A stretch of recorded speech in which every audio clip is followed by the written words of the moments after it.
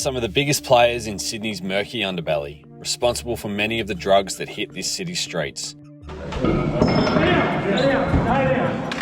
But they have no interest in flash cars or rap videos or being involved in bloody tit-for-tat gang wars. Right, so the detectives will be up soon, explain to you what's going to happen, all right? Asian organised crime networks are a different beast to the bikie gangs and crime clans responsible for many of the headlines in Sydney and Australia in recent years. Police search warrant! Open the door! Yeah. Over the last 18 months, a total of 8 police strike forces have dismantled gangs from countries including Vietnam, Malaysia, Myanmar, Thailand, Taiwan, Hong Kong and China. Those strike forces have arrested more than 80 people and charged them with crimes including supplying and importing drugs and even murder.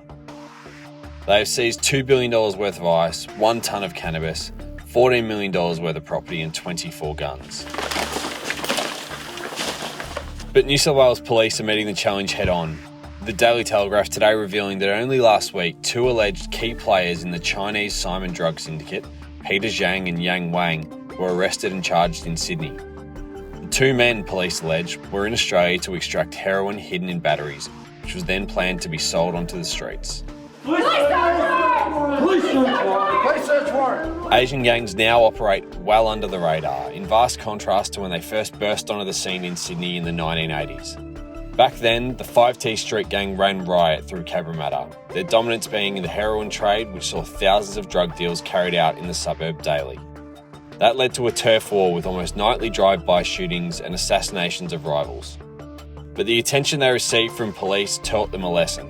Asian gangs of today are far different to those that operated in the 1980s and 1990s. Where the murders of Sydney's current gang war have often been public executions outside gyms, followed by burnt-out getaway cars, the killings allegedly carried out by Asian gangs have been far more subtle. Jackie Chong Kai Wong's remains were found buried on a farm outside Bathurst in rural New South Wales in April 2022. Police allege he was working for a drug syndicate cultivating cannabis on a rural farm when he was killed over a debt he owed to his own syndicate.